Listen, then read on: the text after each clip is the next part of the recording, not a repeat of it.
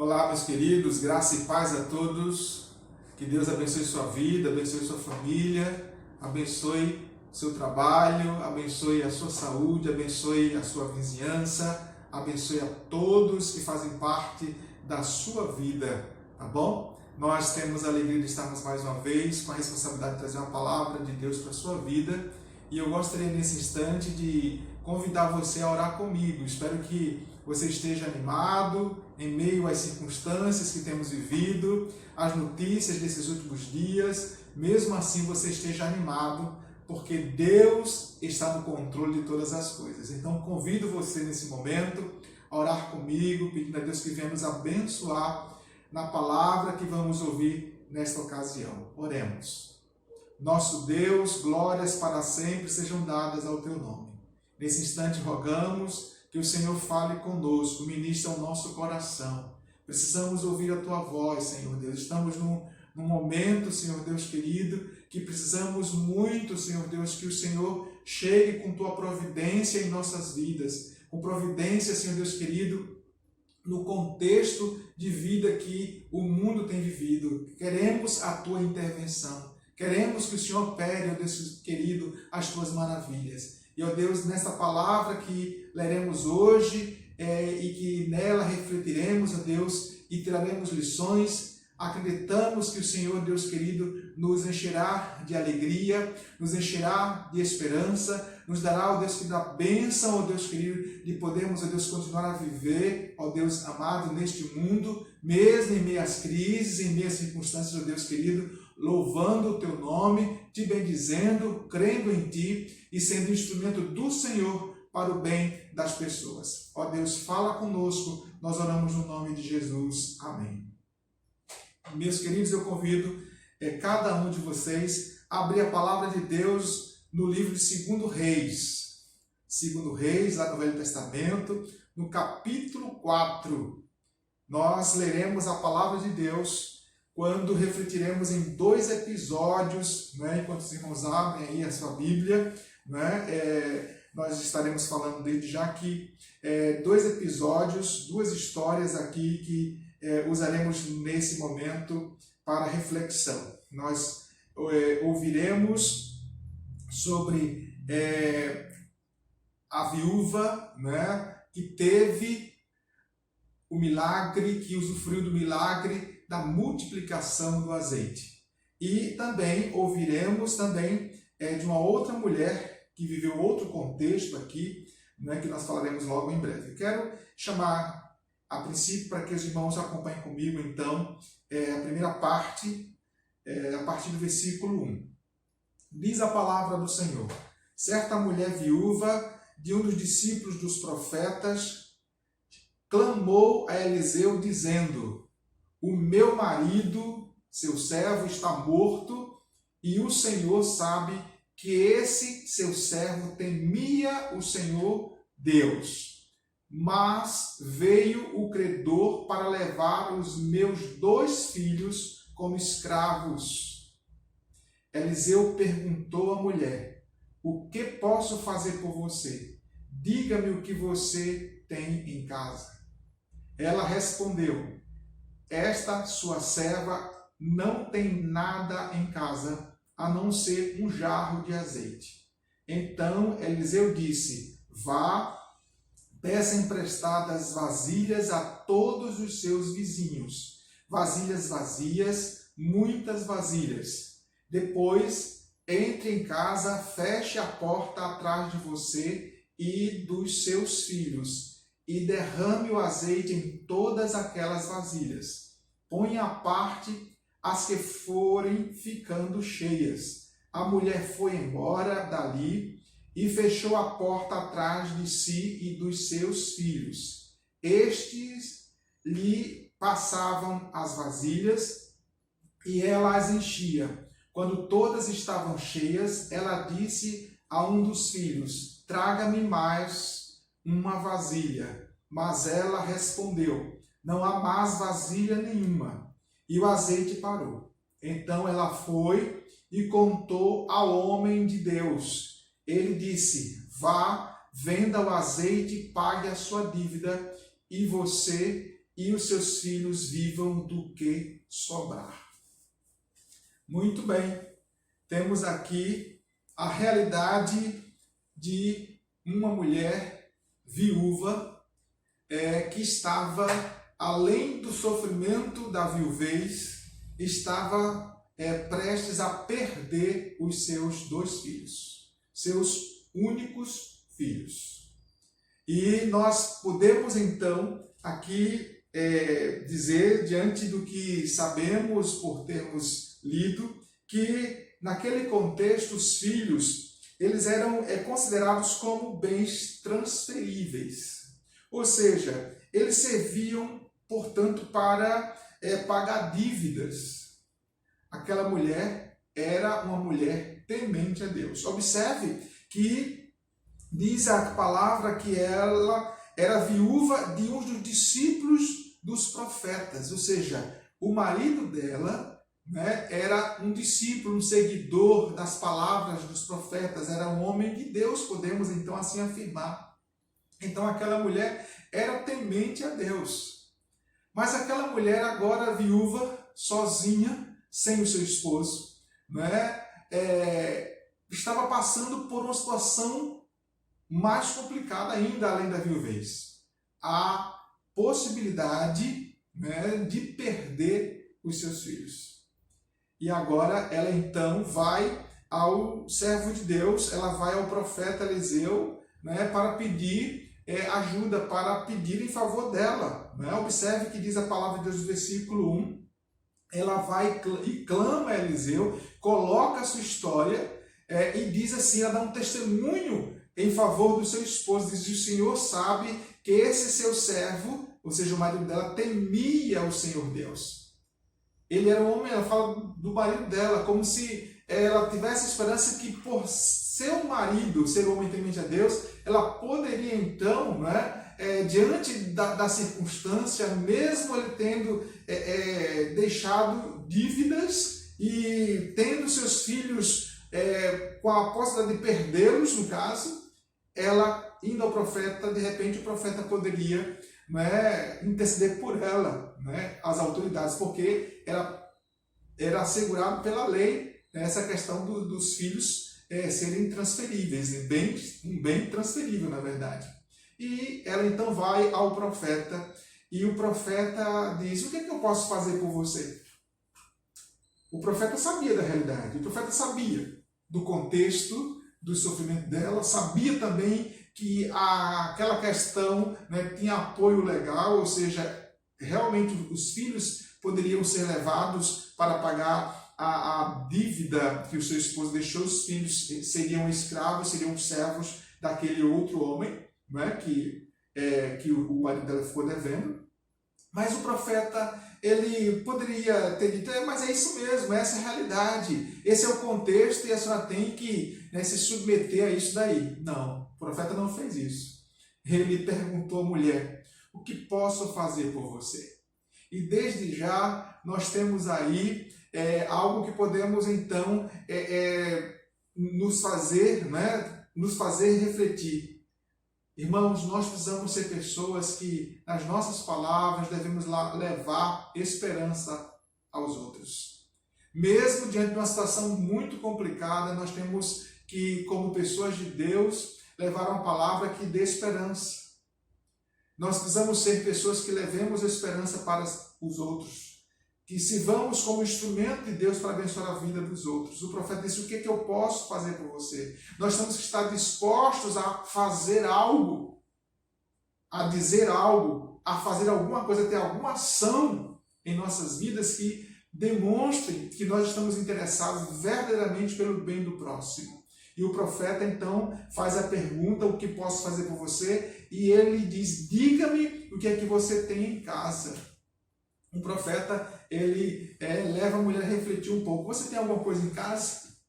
E aquela mulher diz a realidade dela. Olha o contexto dela mais uma vez. Olha o que se acrescenta aqui. Ela diz assim: esta sua serva não tem nada em casa a não ser um jarro de azeite. E aí o profeta aproveita aquilo que aquela mulher diz e leva mais uma vez né, usado por Deus, dá uma palavra muito forte àquela mulher e diz: olha, vá, peça emprestada vasilhas a todos os seus vizinhos. Muitas vasilhas, não poucas, muitas vasilhas. Depois entra na sua casa, fecha a porta, né, e vá colocando azeite nas vasilhas, né, e assim ela fez. Ela obedeceu ao profeta e ela fez então aquilo que o profeta recomendou. E diz assim a palavra de Deus, né, no versículo 6, quando todas essas já estavam cheias, ela disse a um dos filhos: traga-me mais uma vasilha. Mas ele respondeu: não há mais vasilha nenhuma. E aí diz a palavra: e o azeite parou. Então ela foi e contou ao homem de Deus. Ele disse: vá, venda o azeite, pague a sua dívida, e você e os seus filhos vivam do que sobrar. Que coisa tremenda. Deus usou o profeta para abençoar a vida daquela mulher. Nós, irmãos, podemos ser essas pessoas que somos então instrumentos de Deus para abençoar a vida dos outros. Aquela mulher, ela se submeteu à orientação do profeta de Deus. E ela então foi abençoada, tendo a multiplicação do azeite, tendo sua dívida, a dívida do seu esposo paga, e os seus filhos então puderam então viver com ela e então usufruir da bênção que Deus concedeu à sua vida. Então, essa primeira parte aqui, certo? A questão dessa mulher que teve o azeite multiplicado, né, diante do contexto de praticamente perda, né, do que ela tinha de mais precioso, que eram seus filhos. Ela então foi abençoada no contexto de muita dificuldade, no contexto de muita luta. Deus concedeu a bênção a ela. Mas Deus usou o seu instrumento, o profeta, para ser bênção na vida daquela mulher. Desde já, nós podemos então já aqui observar que Deus, ele quer abençoar as pessoas usando os seus instrumentos. Nós hoje somos os instrumentos de Deus para abençoar a vida das outras pessoas. Mas também nós vemos aqui que Deus usou o que aquela mulher tinha para que ali operasse o milagre. O que nós temos para que Deus dali opere o milagre? O que nós temos em nossa casa? O que nós temos que Deus pode usar para multiplicar e abençoar a vida dos outros, as nossas próprias vidas? É preciso que nós reflitamos nisso. Mas eu quero seguir adiante com você a partir do versículo 8 desse mesmo capítulo. Diz assim: certo dia, Eliseu passou por Sunem, onde morava uma mulher rica, que insistiu para que ele ficasse para uma refeição. Assim, todas as vezes que passava por lá, entrava para fazer uma refeição. Ela disse ao seu marido: vejo que este que passa sempre por aqui é um santo homem de Deus. Vamos fazer um quarto pequeno no terreno ou no terraço da casa e colocar nele uma cama, uma mesa, uma cadeira e uma lamparina. Assim, quando ele vier à nossa casa, poderá ficar ali. Então, observe, nós vimos primeiro a questão da viúva que perdera o esposo, estava para perder os seus 2 filhos, mas que ela buscou, por ter fé em Deus, por acreditar em Deus, por ter sido instruída com certeza no caminho do Senhor. Ela, como esposa de um dos discípulos dos profetas, ela era temente a Deus e ela buscou direção, buscou um homem de Deus, o profeta Eliseu, para orientá-la, para interceder por ela. E Eliseu então foi instrumento do milagre para abençoar a vida daquela mulher. Mas Deus usou o que aquela mulher tinha para operar o milagre para o bem dela, com certeza, e bem da sua família. E agora nós vemos um outro contexto que é desta mulher aqui, certo? Essa aqui era uma mulher rica, tinha seu esposo, certo? Abençoada, temente a Deus também, podemos observar isso. Ela era uma mulher temente a Deus. Ela percebera em Eliseu um homem de Deus, e diz a palavra, ela diz que ele era um santo homem de Deus. É isso que ela expressa aqui, certo? E aí diz a palavra do Senhor. Observa bem, o versículo 9. Ela disse ao seu marido: vejo que este que passa sempre por aqui é um santo homem de Deus. E ela faz o quê? Ela já tinha essa prática, né, da casa dela, da família dela, podemos assim dizer, de alimentá-lo, de quando o profeta passava, chamava para fazer refeição na casa dela. E aí agora ela fala para o marido sobre a questão de fazer um quarto, né, para hospedar sempre que aquele homem de Deus passasse por ali. E ela faz, ou seja, o marido autoriza que seja feito esse quarto, né, para esse aposento para o homem de Deus. E observe a partir do versículo 11, diz: um dia, vindo o profeta para ali, retirou-se para o quarto e se deitou. Então disse ao seu servo Geazi: vá chamar esta sunamita. Ele a chamou e ela se pôs diante do profeta. Este tinha dito a Geazi que ele dissesse a ela: a senhora nos tem tratado com muito cuidado. O que podemos fazer pela senhora? Podemos falar em seu favor junto ao rei ou ao comandante do exército? Então o profeta estava assim, incomodado, né, diante de tanta bondade daquela mulher, do seu esposo, né, e não somente alimentá-lo sempre que passasse ali, mas agora hospedar, né, dar aposento àquele, né, dar àquele homem de Deus, assim como ao seu companheiro, ou seja, Geazi, certo? Hospedagem e alimentação. E ele então manda chamar aquela mulher para ter uma palavra, dar uma palavra para ela, né, para tentar fazer alguma coisa que retribuísse a bondade dela. Observa bem, mais uma vez aqui, o que podemos fazer pela senhora? E continua: podemos falar em seu favor junto ao rei ou ao comandante do exército?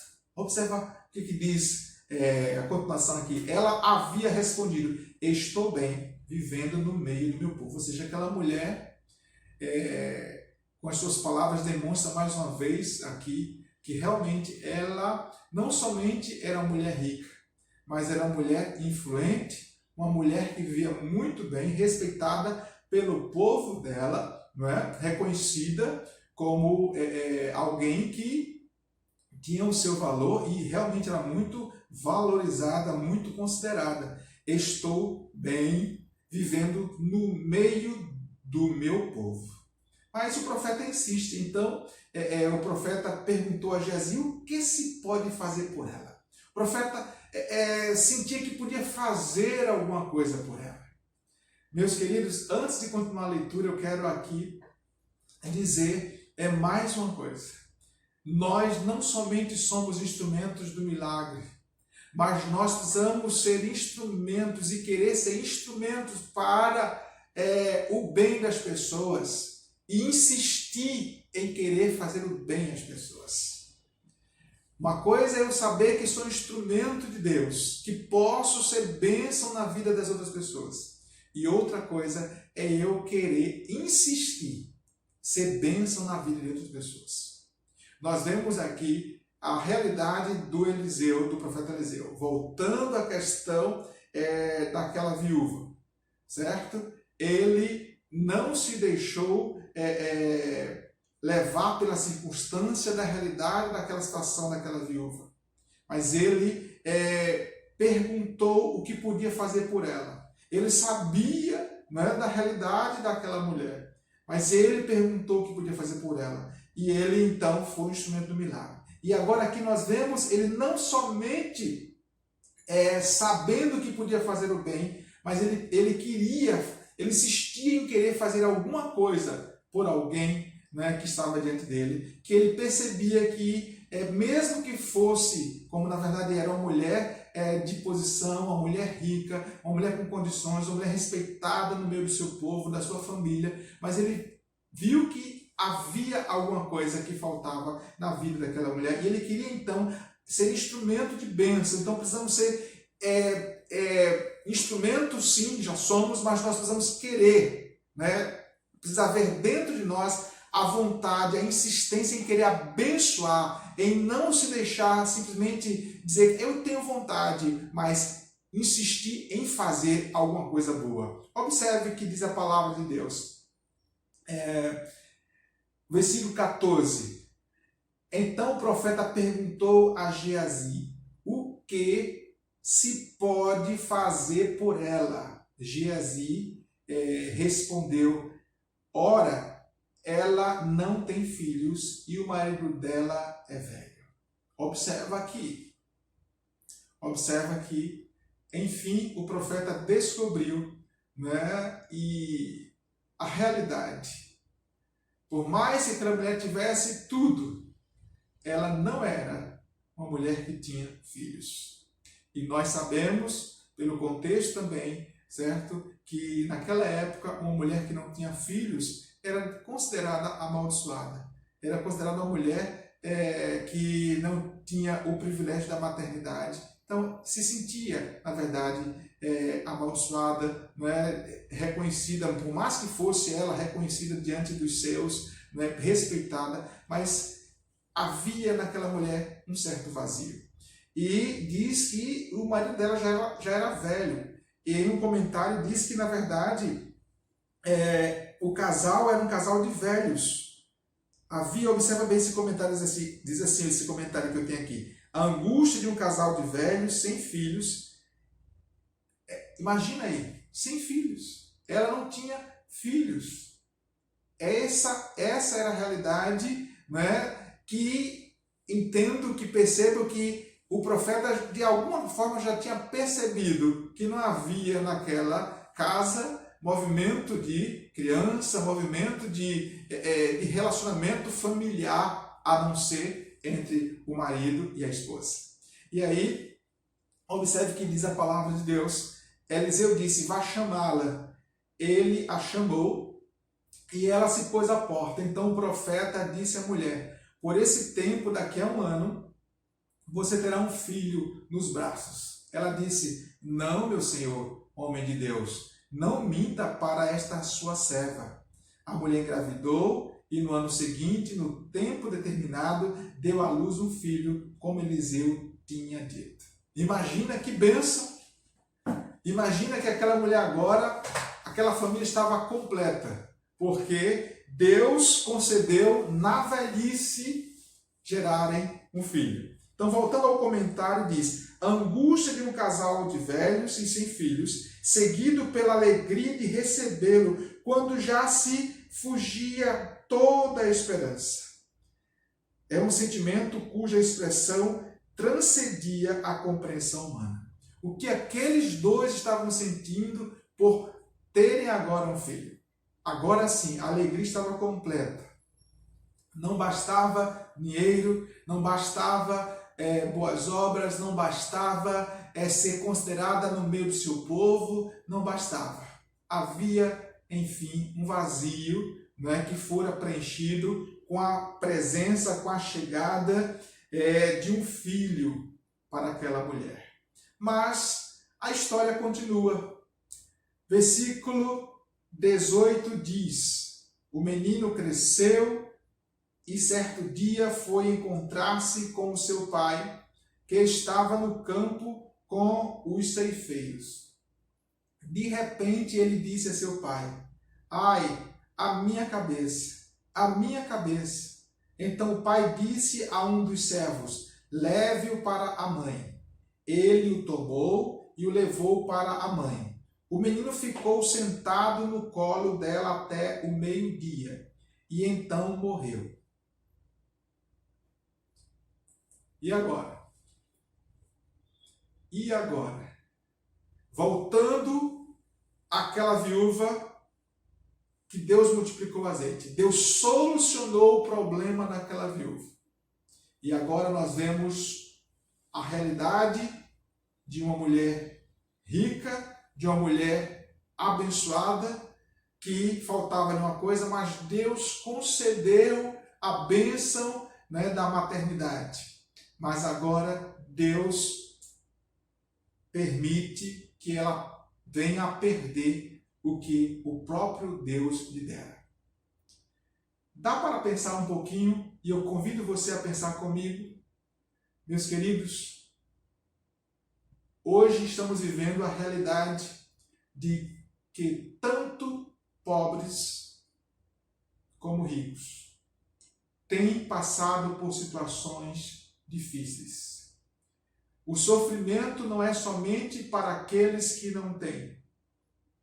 O sofrimento, a angústia não é somente para aqueles que passam por dificuldades desde o seu nascimento. Não. Nós vivemos uma realidade hoje, no nosso contexto de mundo, que tanto pobres como ricos precisam da intervenção de Deus em suas vidas. Nós temos aqui essa realidade dessa mulher que tinha tudo, inclusive tinha agora um filho, mas que nesse momento ela ficou sem ele, ela perdeu o seu filho. Aquela mulher sofre com a morte de seu filho, mas assim como no contexto da viúva aqui, que houve multiplicação do azeite, como no contexto dessa mulher aqui da sunamita, todas as duas elas criam, elas acreditavam em Deus. Elas tinham um relacionamento com Deus, elas conheciam a Deus, elas temiam a Deus. Então, o que faz a diferença diante da realidade que estamos vivendo é crer em Deus. Se realmente cremos no Deus da Bíblia, cremos no Deus dos profetas, cremos no Deus de Abraão, de Isaac, de Israel, se nós cremos no Deus Todo-Poderoso, Pai do nosso Senhor e Salvador Jesus Cristo, nós podemos passar por situações quaisquer que sejam elas. Mas é preciso que nós tenhamos a convicção de que Deus está no controle da história, no controle da realidade. E essa mulher, ela tinha essa certeza. Observe aqui o que diz a palavra de Deus. Versículo 20, fala aqui da morte do menino, não é? Mas o versículo 21 diz assim: ela subiu e o deitou sobre a cama do homem de Deus, fechou a porta e saiu. Interessante. Aquela mulher, ela escondeu do seu marido, escondeu das pessoas da sua casa a morte do seu filho. É isso que esse versículo revela. Ela fechou a porta e saiu, deixou o menino lá no quarto do profeta. Lembremos que aquele quarto era para o profeta. Então, enquanto o profeta não estava, o quarto permaneceu o quê? Fechado. Quando o profeta passava por ali, é que ele se hospedava. Então, aquele quarto era exclusivo do profeta. Aquela mulher tinha chave, não é isso? Ela era a dona da casa. Ela foi lá e colocou o garoto lá. E em versículo 22 diz: chamou o marido e lhe disse: manda-me um dos servos e uma das jumentas. Preciso ir depressa falar com o homem de Deus e voltar. Observa. Dá para imaginar que força, que fé aquela mulher tinha. Observe bem. Ela disse: eu preciso ir depressa falar com o homem de Deus e voltar. O marido perguntou: por que você quer falar com ele hoje? Não é dia de festa da lua nova, nem sábado, ou seja, não é dia de festa para você falar com o homem de Deus, não. Não é dia, não é ocasião, não. Certo? Não quero aqui me deter nessa questão do esposo dela e falar sobre essa questão que não é dia de festa de lua nova, nem dia de sábado. Mas, só para a gente pensar um pouquinho, há pessoas que só buscam a Deus em momentos de alegria. Mas há pessoas que buscam a Deus em momentos de tristeza. Saibamos de uma coisa, Deus, Ele usa o que for necessário. Ele usa o que bem Ele quer usar para que eu e você o busque. Aquele homem não sabia da situação. Aquela mulher sabia da situação. Ela disse, eu preciso ir falar com o homem de Deus e depois voltar.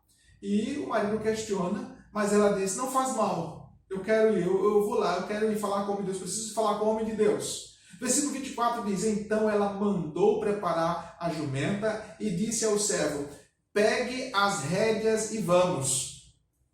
Não diminua a marcha, a não ser quando eu disser. E assim ela partiu e foi falar com o homem de Deus no Monte Carmelo. Ao vê-lo de longe, o homem de Deus disse a Geazi, seu servo, veja, é a sunamita. Corra ao seu encontro e pergunte a ela, vai tudo bem com você? Com o seu marido? Com o menino? Ela respondeu, vai tudo bem. Meus queridos, vamos parar um pouquinho aqui. Observa que coisa tremenda. Aquela mulher teve forças para não divulgar a morte do seu filho. Ela guardou o seu filho, colocou o seu filho no quarto do profeta. Pediu permissão ao seu marido para que pudesse ir ao encontro do homem de Deus, porque precisava falar com ele com muita urgência. Aquele homem, então, questiona, mas permite que a sua esposa vá. E aí, ela vai com as pessoas que deveriam ir com ela e foi lá. E quando o profeta de longe vê a sunamita, ele fala para o seu ajudante, né, o seu companheiro aí, Geazi ou Geazi, como alguns falam, a sunamita, veja a sunamita, corra ao seu encontro e pergunte. Observa a pergunta do profeta através do seu companheiro aí, do seu auxiliar, vamos assim dizer, vai tudo bem com você? Com o seu marido, com o menino? Qual foi a resposta da mulher? Vai tudo bem. O comentário aqui diz que no original, na verdade, essa palavra é shalom, ou seja, paz. A paz, ou seja, saúde, prosperidade. Aquela mulher respondeu realmente que vai tudo bem, ou seja, havia paz, saúde e prosperidade. E aí, eu fiquei pensando como fazer tal saudação, como fazer uma saudação dessa quando se tem perdido o bem maior. Como se fazer uma saudação que expressa que temos paz, saúde e prosperidade quando perdemos aquilo que temos de mais precioso em nossas vidas. Aquela mulher, ela perdera seu filho. Aquela mulher perdeu que ela nunca, pelo menos pelo que percebemos ao ler o texto, já era anciã, ela e seu esposo. Seu esposo, pelo que podemos perceber, era mais velho do que ela. Mas eles perderam o que eles tinham, o que de mais pessoas eles tinham. E aquela mulher tem forças para esconder o seu filho, de divulgar que ele tinha morrido, colocando, né, no quarto do profeta, indo até o profeta, e quando chega lá, a saudação dela é paz, saúde, prosperidade, ou seja, como diz a versão aqui, vai tudo bem. E eu disse assim aqui, eu escrevendo disse, que mentira é essa? O contexto era de tristeza, o contexto era de dor, mas que mentira é essa? Sim, mas será que realmente era mentira? Não. Que mentira é essa quando eu falo? É no sentido de que o que outros poderão dizer, o que outros falam. Meus queridos, como temos dito, o contexto de hoje, o contexto dessa época é contexto de dor, é contexto de perdas. Quantas famílias essa semana, quantas viúvas, quantos órfãos, quanto sofrimento. Mas como é maravilhoso ouvir o testemunho de pessoas que perderam seus entes queridos, mas podem dizer que encontra-se na paz, encontra-se em paz, porque acreditam em Deus. Por mais que as pessoas que não conheçam a palavra de Deus, que não tenham experiência com Deus, algumas delas não têm experiência com Deus, ou muitas delas não têm experiência com Deus, mas como é maravilhoso aqueles que têm vida com Deus sentir essa paz de Deus mesmo em meio ao luto, em meio à dor, em meio ao sofrimento. Aquela mulher pôde expressar, né, como diz aqui no versículo 26, vai tudo bem. Observe, leia comigo, acompanhe comigo a palavra do Senhor. Quando ela chegou ao homem de Deus, versículo 27, no monte, agarrou-se aos pés dele. Geazi se aproximou para arrancá-la, mas o homem de Deus lhe disse, deixe-a, porque a sua alma está em amargura, e o Senhor escondeu isso de mim. Não me revelou nada a respeito. O profeta, podemos dizer, afirmar que o profeta, como homem de Deus, ele percebeu que alguma coisa estava acontecendo muito sério. E ele aqui diz que ela estava com a sua alma, deixa porque a sua alma está em amargura. Mesmo a alma amargurada pode ser bênção na vida de outras pessoas. Quando testemunha de sua fé, quando testemunha de que realmente vale a pena acreditar naquele que abençoou sua vida, mesmo que tenha lhe tirado o que é mais precioso, o que foi ou que é tão precioso em sua vida. Mesmo assim, Deus pode nos abençoar para abençoar a vida de outros. Aquela mulher estava sofrendo, estava com a alma amargurada, como diz o profeta. Mas, continuando aqui, então, diz a palavra de Deus. Então a mulher disse, por acaso eu pedi a meu senhor algum filho? Eu não lhe disse que ele não me enganasse? Então o profeta disse a Geazi. Aí então entra em ação, né, o profeta orientando o seu companheiro aí de caminhada, Geazi, para fazer alguma coisa aqui na obra também. Mas observe bem, meus queridos, aqui. Nós vemos aquela mulher se derramando, né, diante do profeta, né, falando da sua situação. Mas em nenhum momento podemos afirmar que aquela mulher estava assim, desacreditada de que, ou ela desacreditava que Deus podia agir em seu favor, né, mudando a realidade que ela estava vivendo. E assim, observe que o profeta manda Geazi, né, mas aquela mulher, ela coloca-se aqui bem franca diante do profeta. Ela queria que o profeta fosse, né, à casa dela. Observa lá no versículo 30. Tão certo como vive o Senhor e como você vive, não o deixarei. Ela disse, eu não vou deixar o Senhor. Ou seja, o Senhor vai ter que ir comigo. O Senhor vai ter que ir comigo. Então, o versículo seguinte, restando, versículo 32, diz, então Eliseu se levantou e foi com ela. E aí, vamos lá, então, versículo 31, diz, Geazi foi adiante deles e pôs o bordão sobre o rosto do menino, porém não houve nele voz nem sinal de vida. Então voltou para encontrar-se com Eliseu e lhe disse, o menino não acordou. Versículo 32 diz, quando o profeta chegou à casa, eis que o menino estava morto sobre a cama. Então ele entrou, fechou à porta e orou ao Senhor. Subiu à cama, deitou-se sobre o menino e, pondo a sua boca sobre a boca dele, os seus olhos sobre os olhos dele e as suas mãos sobre as mãos dele, se estendeu sobre ele e o corpo do menino aqueceu. Eliseu se levantou e andou no quarto de um lado para o outro. Tornou a subir a cama e estendeu sobre o menino. Este espirrou 7 vezes e abriu os olhos.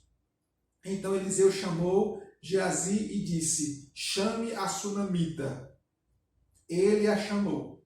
Quando ela chegou, Eliseu disse: pegue o seu filho. Louvado seja o nome do Senhor. Vemos então que aquela mulher insistente, com fé, ela faz então aquilo que entendeu que deveria fazer. Foi ao profeta e Deus restaura então a vida, traz da morte a vida aquele menino. Meus queridos, nós temos então algumas lições aqui dessa situação. Aquela mulher foi grandemente abençoada. Nós podemos ser grandemente abençoados, mesmo que estejamos passando por dificuldades. Mesmo que as nossas lutas elas sejam, parece que não acabam. E eu já ouvi, já li, dizendo que quando um problema acaba, outro está na fila para dizer, agora é minha vez. Mas é preciso que nós sejamos perseverantes. Nós precisamos ser pessoas que tenhamos esperança e levemos esperança aos outros. Aquela mulher, a sunamita, ela aprendeu a confiar em Deus, ela confiou em Deus e foi abençoada. Assim como a viúva foi abençoada, buscou auxílio de Deus através da instrumentalidade do profeta. E aqui eu quero trazer algumas lições para nós nesta ocasião. Presta bem atenção. Primeira lição para nós.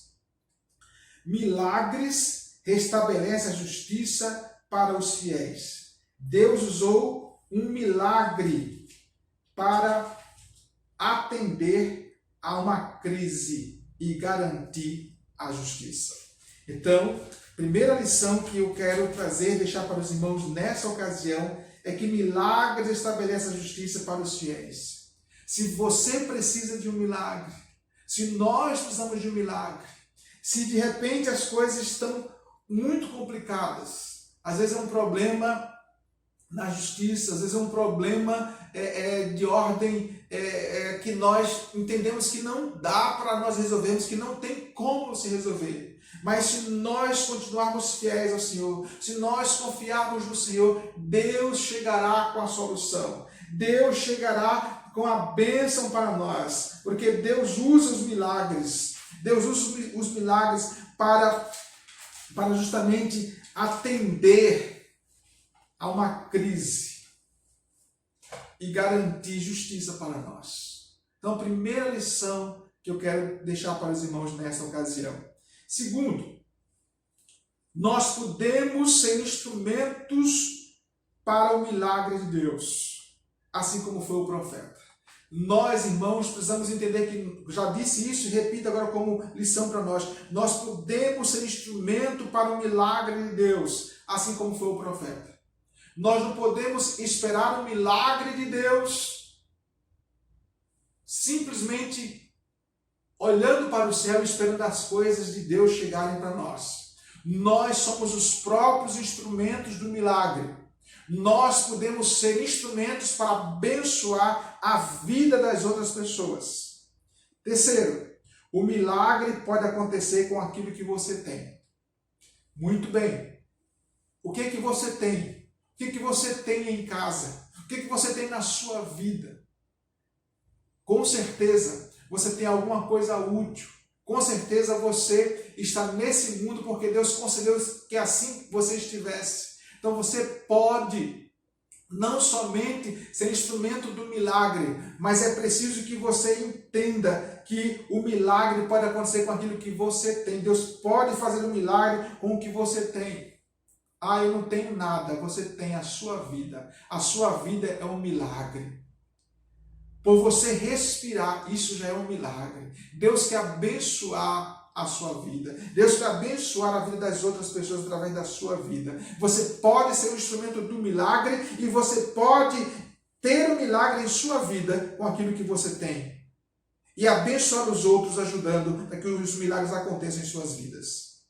Quarto, nós não podemos escolher operações de milagres. O que quer dizer isso? Nós não podemos chegar ao ponto de dizer assim, bom, vamos esperar então o milagre de Deus acontecer e rogar por um milagre, porque somente um milagre e Deus tem que fazer tal milagre. Nós não podemos fazer isso. Nós não podemos escolher operações de milagres, porque milagres, na verdade, é algo de atribuição divina. É atribuição divina o milagre. É Deus que faz o milagre. Mas nós precisamos entender que Deus, voltando mais uma vez, nós somos o instrumento do milagre. Nós somos o instrumento para que o milagre aconteça em outras vidas. E nós podemos então ser, além de instrumentos, nós podemos então ver o milagre através daquilo que nós temos. Deus escolhe, na verdade, meus queridos, usar milagres quando isso ajuda a alcançar os seus propósitos. Deus fará milagres. Deus é Deus de milagres. Mas, observe mais uma vez, Deus escolhe usar milagres quando isso ajuda a alcançar os seus propósitos. Meus queridos, quando eu estava pensando nessa mensagem, eu pensei e até ainda escrevi assim, basta um milagre. Se realmente o que precisamos é de um milagre, Deus sabe se realmente precisamos de um milagre. E Deus fará o milagre ou os milagres que, na verdade, contribuam para que os propósitos dele sejam, então, estabelecidos, sejam então feitos, venha contribuir para a glória do nome dele. Nós que estamos vivendo esse momento de muita dificuldade, ricos e pobres, doutos e indoutos, nós estamos vendo uma realidade que nós queremos que algo aconteça, que mude essa realidade. O povo de Deus continua neste mundo até então. Nós somos o povo de Deus que aqui continuamos, que estamos ainda nesse mundo. Nós precisamos entender que somos responsáveis para que a glória de Deus seja vista nesse mundo. Eu sou responsável por isso. E eu preciso assumir que eu sou instrumento de Deus para o milagre. Você precisa assumir que você é instrumento de Deus para o milagre. Então é preciso que você e eu, que nós creamos o Senhor, que nós busquemos o Senhor, que nós nos arrependamos dos nossos pecados, que nós nos consagremos ao Senhor e que nós então possamos ser bênção na vida das outras pessoas. Se Deus quiser fazer milagres em nós, Ele fará. Se Deus quiser fazer milagres através de nós, Ele fará. Mas tudo para a glória do nome dEle. Vamos orar para que Deus venha na sua vida e na minha vida. Vamos orar para que Deus opere milagres, mas que nós entendamos que somos responsáveis para que o nome de Deus seja engrandecido nesse mundo. Que Deus nos abençoe. Pai amado, em nome de Jesus, eu quero nesse momento rogar que o Senhor abençoe os meus queridos. Abençoe cada pessoa que tem ouvido esta mensagem, Pai. Algumas delas estão precisando de um milagre. Estão precisando de uma intervenção do Senhor em suas vidas. E eu te peço que o Senhor chegue com a tua graça, Senhor Deus, com a tua misericórdia. Ó Deus, algumas questões em suas vidas, ó Pai, que eles chegam à conclusão, ó Deus, e nós chegamos à conclusão em algumas situações de nossas vidas, que dizemos somente a mão de Deus, somente o Senhor pode mudar essa realidade. Pai, todos nós estamos vivendo, ó Deus querido, de alguma forma, ó Deus, essa situação, que somente a tua boa mão pode fazer a diferença. Mas eu me ponho aqui, Senhor Deus querido, rogando, Senhor, que o Senhor me ajude, para que eu entenda que eu posso ser instrumento para que o milagre do Senhor aconteça. Que eu possa ser instrumento para que a glória do Senhor, Deus querido, se manifeste. Que eu possa ser instrumento, Deus, para que, Deus querido, o Senhor chegue e cure, ressuscite, restaure vidas, liberte, Deus querido, dessa situação que estamos vivendo, ó Deus, de pandemia, de tantas outras coisas, Pai. Ó Deus, que a tua boa mão opere em nossas vidas, ó Pai, para que sejamos teus instrumentos. Mas também rogo, Senhor Deus, que o Senhor me ajude e ajude os meus irmãos, para que nós entendamos, ó Deus, que nós podemos, ó Deus querido, com aquilo, com o pouco que nós temos, ó Deus, nós podemos, ó Deus querido, com certeza, Senhor Deus querido, abençoar a vida de outras pessoas. E, ó Deus, ser instrumento de milagres em suas vidas também. Ó Deus, nos ajuda, ó Deus querido, a viver, ó Deus, uma vida, Senhor Deus querido, que, ó Pai, se submeta à tua vontade, Pai. Que nós, ó Deus, sejamos pessoas realistas, que, ó Deus, saibamos, ó Deus, que enquanto estamos aqui, passaremos por aflições, ó Deus, e, ó Deus, que nós permaneçamos firmes em Ti, em meio às lutas, às dificuldades, que nós, ó Deus querido, vivamos, ó Deus, para a glória do Teu nome. Perdoa os meus pecados, os pecados dos meus irmãos, de cada pessoa que ora nesse momento, ó Deus querido, crendo que o Senhor, ó Deus, já fez um milagre maior, o Senhor nos salvou, o Senhor nos fez Teus filhos por meio do Teu Filho Jesus. Obrigado porque o Senhor nos deu a salvação em Jesus Cristo. Esse é o maior milagre. Mas outros milagres, ó Deus, esperamos, ó Deus querido, e confiamos que, ó Deus, segundo os seus propósitos, o Senhor operará para a glória do Teu nome e para o nosso bem. No nome de Jesus oramos agradecidos. Amém. Meus queridos, que Deus tenha abençoado a sua vida com esta palavra. Se você deseja contribuir com dízimos e ofertas na primeira igreja batista em Parnamirim, você tem a oportunidade de fazê-lo, tá certo? Conforme está aí, né? Através de depósito, transferência, fazendo um Pix, ou então entregando aqui na igreja no horário de expediente semanal, das 7 às 13 horas, de segunda a sexta-feira e sábado das 7 ao meio-dia.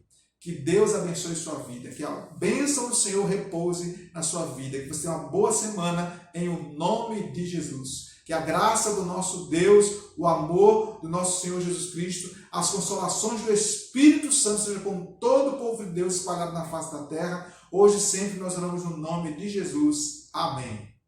Uma boa semana para todos em nome de Jesus.